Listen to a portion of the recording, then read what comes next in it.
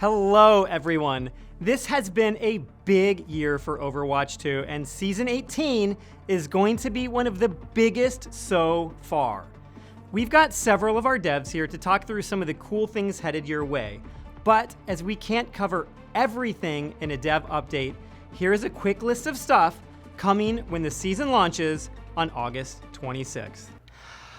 An advanced hero info panel, an updated first-time user experience with all heroes available to new players, an improved progression system with new rewards, and a new collab, and a new support hero, Roadhog changes, a competitive ranked Soth reset, more perks, and Stadium gets 3 heroes coming with 1 more at mid-season, and a new Payload Race mode featuring 2 new maps, a draft mode for Stadium, Stadium quickplay with crossplay enabled, and Stadium endorsements. There will also be the return of Lucio Ball, but this time in 3P, amazing new skin themes including Pool Party, Floral Gods, and Neo Streetwear, and some brilliant work from the animation team that includes the new universal emote that can be equipped on every hero, and the skateboard emote for Kuriko that lets you roam around the map, and brilliant work on the new Cassidy Mythic Weapon skin. Speaking of Mythics, Sojourn has this season's Mythic Hero skin.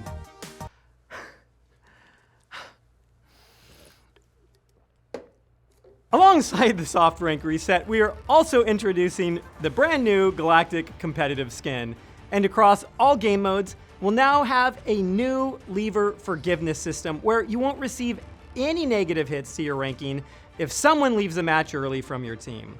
And we are introducing new mouse and keyboard functionality for consoles. This will improve accessibility for players that can't use controllers, while also giving more options for how console players compete.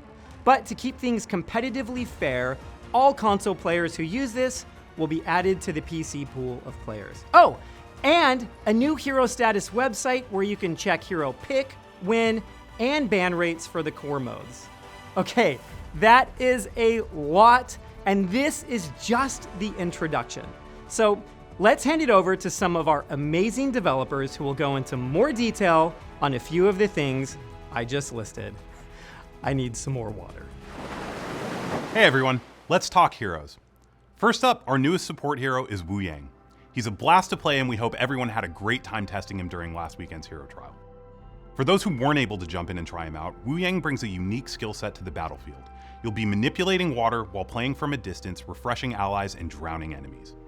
His primary fire is a controllable water orb. You can either launch it with a quick shot or guide it midair towards your target.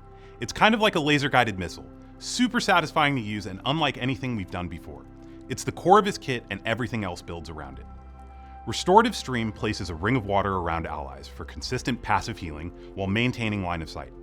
You can also amp up the healing by holding down your secondary fire, but be careful as that drains its own healing resource. What would a water-themed hero be without the ability to harness waves?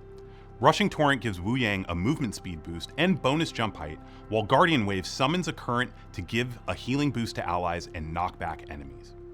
And finally, his ult, Tidal Blast, protects either a teammate or yourself with a shield of water that will detonate after a short duration, knocking down enemies and giving the host a massive heal. Visually, Wuyang is stunning. Our team put a ton of work into the water shader tech to make sure it feels fluid and expressive while still fitting within Overwatch's stylized look. It's one of the most technically ambitious visuals we've done for a hero. In addition to a new hero, we're also making some changes to Roadhog. It's a return to a more classic Roadhog feel with a few tweaks to keep him balanced as we're reverting some of the changes from his last rework. The trap is gone and his scrap gun secondary is back to give him more impact at medium range. Take a Breather is moving to your ability 2 button so you still have that survivability with the updated scrap gun. The trap was an interesting experiment, but it didn't land the way we had hoped. This update brings back the playstyle players love while still refining it for today's game. And finally, let's talk about perks. We've got a big refresh coming in Season 18. We're adding over 60 new perks this season. Every hero is getting at least 1 new perk, and we focused on making them more fun, more impactful, and more aligned with each hero's identity. Perks are one of the biggest changes we ever made to Overwatch, and the team has learned quite a lot since they rolled out in Season 15.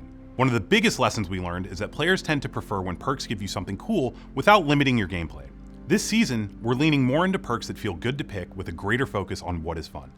Some of our favorites, you can have Torbjorn run faster with his hammer out. It's called Hammer Time, and yes, it's as fun as it sounds. Moira's new reversal perk lets you reverse the direction on her biotic orb by activating it mid-flight. And Wrecking Ball now gets a protective bubble when he uses Adaptive Barrier. We want perks to feel exciting, transformative, and worth experimenting with. We can't wait to see how you respond to all of these changes once the season goes live. Now let's throw it over to our system design team for some great updates on what they've been working on. Wuyang looks incredible. And now with Progression 2.0 dropping in Season 18, it's a better time than ever to pick up a new hero. That's right, Brian. I'm so glad you mentioned that. What a succinct and professional segue. It's almost like we wrote that.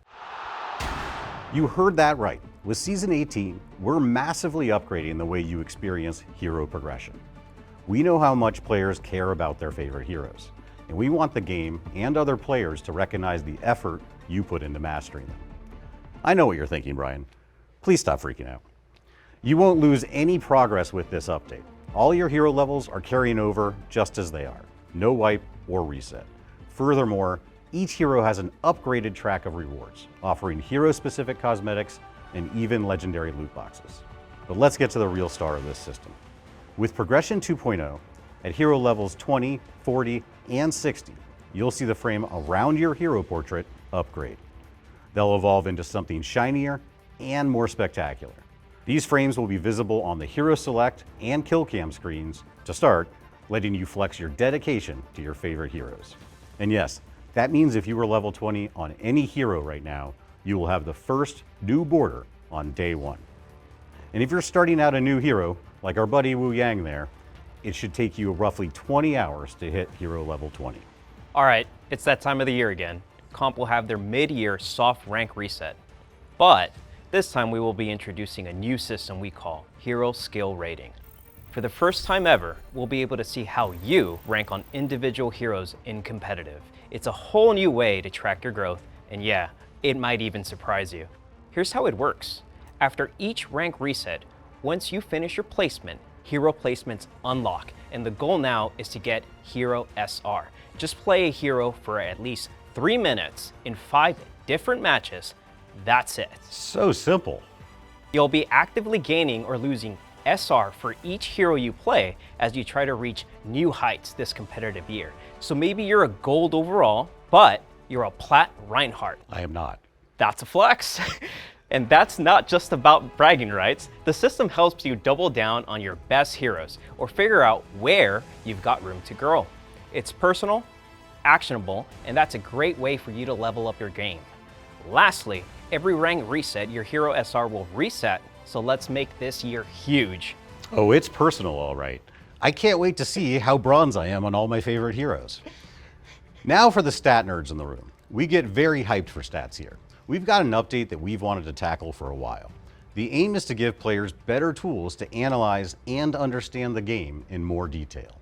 We call it the Advanced Info Panel. If you can't remember whether Soldier 76's gun does 19 or 20 damage per bullet, this is for you. We're surfacing real-time stats in-game. I'm talking about healing over time, cooldown modifiers, movement bonuses, all the detailed stats you could ask for right there at your fingertips. No more guessing, no more tabbing out to YouTube. Whether you're learning a new hero or trying to squeeze every bit of value out of your main, this is going to make that process way easier. I just want to say, we're finally hitting Gavin's wish list feature. Charming. I know you may love Stadium rank rewards, so this season we're adding 3 new Elite skins, 1 new All-Star skin, and that's just for Stadium. We heard you ask for more rank rewards, so for the first time, Core Competitive is getting a skin reward. This year's skin is Freya, decked out in Galactic. That is a sick skin. All right, that's it from us from System Design Team. Let's throw it over to Connor And the legendary Larry Pickle himself. to talk about Stadium. Thanks, guys. Hey, everyone. We have a lot coming to Stadium in Season 18, more than we even have time to share today. So to kick things off, we are introducing a new quick play version of Stadium. Quick play is for those looking for a faster, more accessible version of Stadium without having to worry about their rank. Quick play will be best of 5 and have accelerated power progression to compensate for having fewer rounds. Powers will unlock on rounds 1, 2, 3, and 5, and you'll earn more cash from damage and healing, as well as passively. Quick play will also finally allow for cross-platform play. Now you and your friends can all join up regardless of whether you're playing on PC or console. Quick play will also have backfill to help deal with levers, which we expect more of in quick play. A player who backfills into the stadium match will be able to catch up immediately. You'll be given currency equal to the average of the team you're joining and be given time in the shop to pick powers and buy items. Along with the launch of quickplay, we're also now requiring players to win 10 quickplay matches in stadium before being able to join comp, so new stadium players aren't jumping straight into competitive. And speaking of competitive, we have an all-new system coming to competitive stadium. We have Hero Draft, which is going to be replacing the normal hero selection. In the Hero Draft, you're going to be taking turns with the enemy team, picking heroes going back and forth. You'll be able to react to what your opponents are picking and what your teammates are picking. We're hoping to add a strategic layer and more agency to the hero selection in a game of Stadium. Some of the cool things you'll be able to do in a draft are you'll be able to swap positions with your teammates, so you'll be able to strategize and decide if you want to pick later or earlier in the draft. We're also going to have no mirror matchups for the first time in Overwatch. This is going to be in competitive Stadium only, so you can still play mirrors in quick play, but it really adds a lot of strategy to the hero picking. And that's not all we have coming to Stadium. One of the biggest additions this season is a new game mode, Payload Race. It's a double payload escort mode, where each team will be pushing their own payload. Whoever gets theirs furthest, or docks it first at the finish line, wins. Along the way, there are checkpoints, an intense final stretch when you get close to the end, and UI that tracks each team's progress so you can easily understand what's going on. This is the first time we've had two objectives active at once, so teams have to balance between pushing your own payload or stopping the enemies. It's a bit more complex than our other game modes, but there's a ton of strategy and depth we hope you'll discover and enjoy. Payload Race is launching with two new maps, the Thames District and the Powder Keg Mine, which are set close to Kings Row and Route 66 respectively. This season, we're releasing 3 new heroes into Stadium: Winston, Brigitte, and Pharah. Winston's kit is all about electric synergies. One of his powers, Tesla Field, causes his barrier to deal electric damage to enemies standing inside of it. Another one of his powers grants him a personal mini barrier, which would also deal damage for double the shock value. And of course, we've got a perk favorite, Chain Lightning, which allows your secondary fire to chain to multiple enemies. It's all about dealing out tons of that electric damage and getting benefits for doing so. We're really leaning into that electric fantasy. For Brig, she's got a Berserker-style build centered around Whirlwhip, a power that gives her a 360 flail attack like a helicopter. This build wants to be brawling in the middle of combat, hitting as many enemies as possible with large 360 swings. There's also a repair pack build for easy, consistent healing that will help make Brig more accessible to newer players.